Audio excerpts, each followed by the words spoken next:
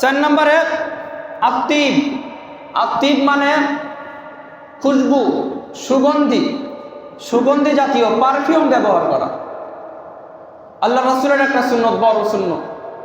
আমরা আতর নিলে, আমাদের একটা স্বভাব, আতর নিলে আমরা এইখানে মাখি।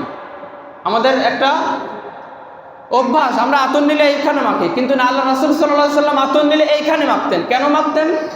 এখানে মাখার কারণ, যত মানুষের সাথে মুসাফা করবেন তত মানুষের হাতে হাতে আতর লেগে যেত। আবার আল্লাহ রাসূল সিঁথি কাটতেন মাঝখান দিয়ে সিঁথি কাটতেন, এই মাঝখানে আতর ঢেলে দিতেন। এইভাবে গড়ে যে যত জায়গায় সিজদা দিতেন, সব জায়গায় আতরের খুশবু, এটা হচ্ছে সুন্নত, সব জায়গায় আতরের খুশবু লেগে যেত। এজন্য 5 নম্বরে আত্তিব ব্যবহার করা, আতর, খুশবু, পারফিউম, সুগন্ধি জাতীয় জিনিস ব্যবহার করা ঈদের দিনে। 6 নম্বরে ঈদগাহে যাওয়ার আগে মিষ্টি মুখ করা। ঈদগাহে যাওয়ার আগে কি করা?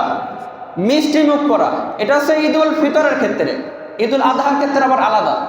ঈদুল আজহার ক্ষেত্রে হচ্ছে ঈদের দিনে নামাজ পড়ো, ঈদের সালাত আদায় করো, তারপরে কুরবানির পশু জবাই করো, এরপরে পশুর গোশত রান্না করে তারপরে মুখে দাও।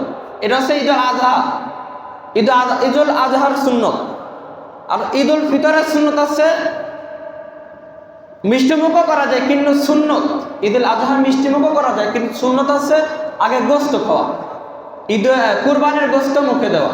ঈদুল ফিতরের ক্ষেত্রে আবার ভিন্ন, মিষ্টি মুখ করে ঈদগাহে যাওয়া। এটা হচ্ছে 6 নম্বরে, ঈদগাহে যাওয়ার আগে মিষ্টি মুখ করা। এটা মনে রাখবেন সবাই।